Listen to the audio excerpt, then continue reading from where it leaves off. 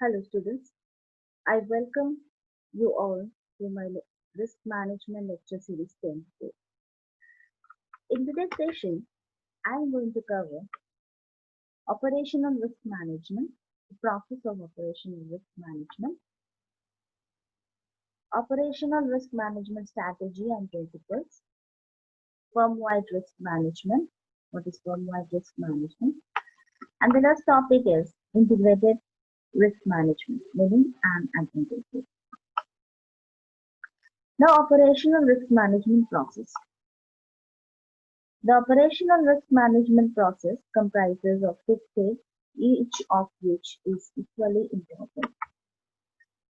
First step. What is the first step? This is actually identify the hazard. The first step is identify the hazard. In order to manage risk, we have already seen the first step in any kind of process is always identification. If we are not able to identify it, it's not possible for us to manage anything. So the first step is involved is identify the hazard. We know what is an hazard. We have seen all those. So we have to see any condition that accelerates the loss or the risk that is termed as hazard. So we have to identify that condition that can cause degradation, injury, illness, death or damage to or loss of equipment or property.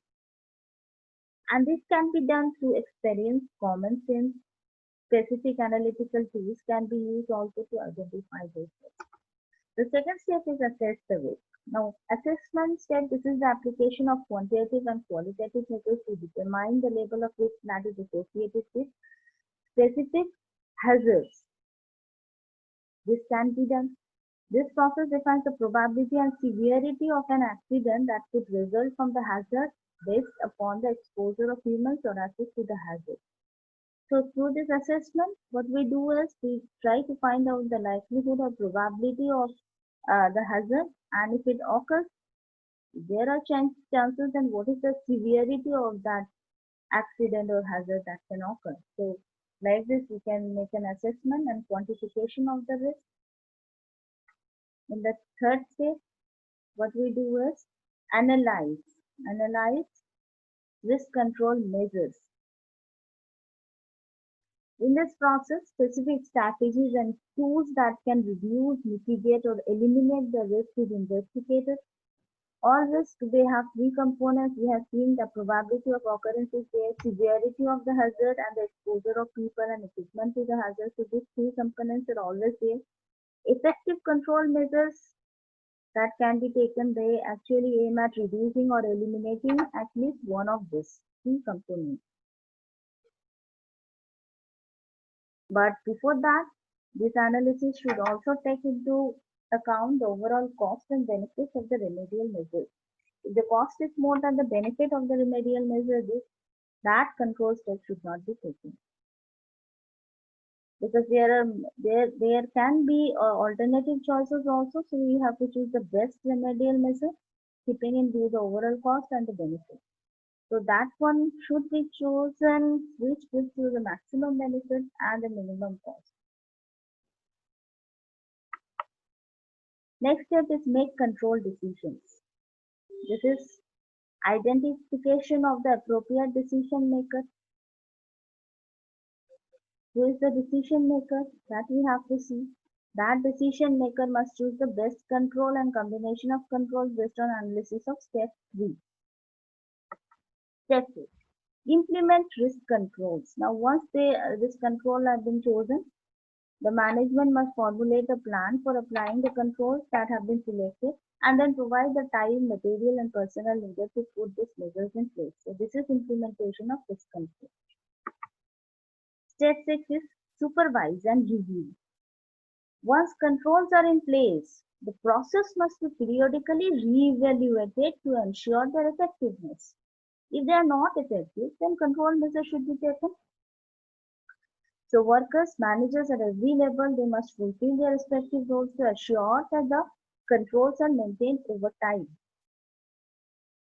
This risk management process actually continues throughout the life cycle of the system, mission, or activity. This is a continuous process. Whatever is done, this continuous process works throughout the life of the project. Now, we're going to have some look on the risk management process principles. What should be the different principles? Four principles govern all actions that are associated with operational risk management. These continuously employed principles are applicable before, during, and after all tasks and operations by individuals at all levels of responsibility. So these principles are actually they are applicable before the project starts, during the project also, and after the project. All the tasks and operations always. First principle should be accept no unnecessary risk. Unnecessary risk should not be taken up because everything involves risk. An unnecessary risk means which carries no commensurate return in terms of benefits or opportunities. The most logical choices for accomplishing an operation are those that meet all requirements with a minimum acceptable risk. So, no unnecessary risk should be accepted. Now, next principle is make risk decisions at the appropriate level. Anyone can make a risk decision. However, the appropriate decision maker is the person who can allocate the resources to reduce or eliminate the risk and implement controls. So the decision maker must be authorized to accept levels of risk typical of the planned operation, like for example, you can say loss of operational effectiveness, normal wear and tear on materials, etc.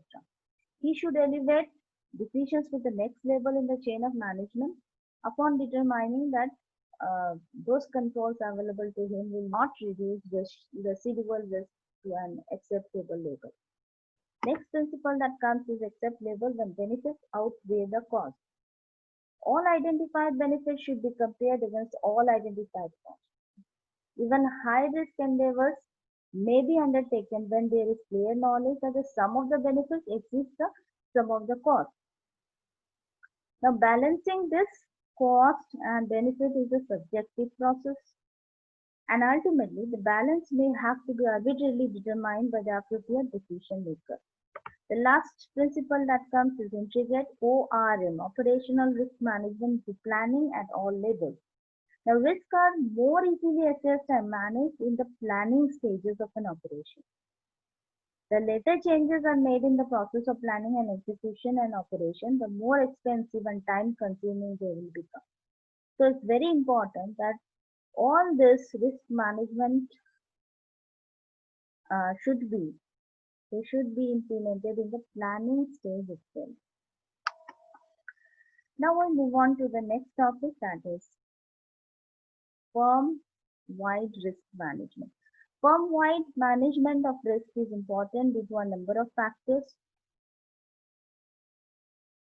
that is increased exposure to global sources of risk as institutions become more global nowadays, interaction between risk factors, linkage in products across markets, danger of ignoring leakage, move risk to areas where it is not well measured or controlled.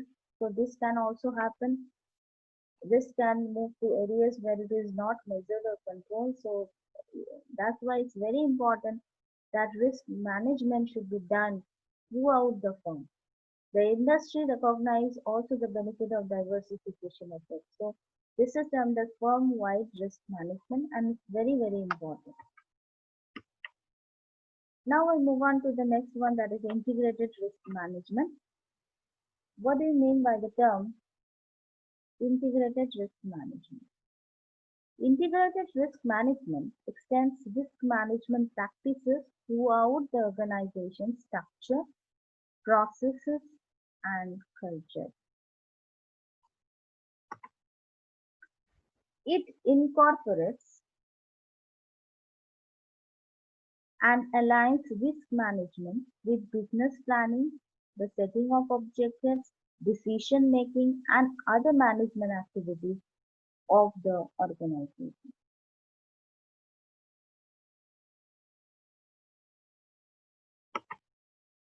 Developing this understanding requires risk and security leaders to address all six integrated risk management attributes.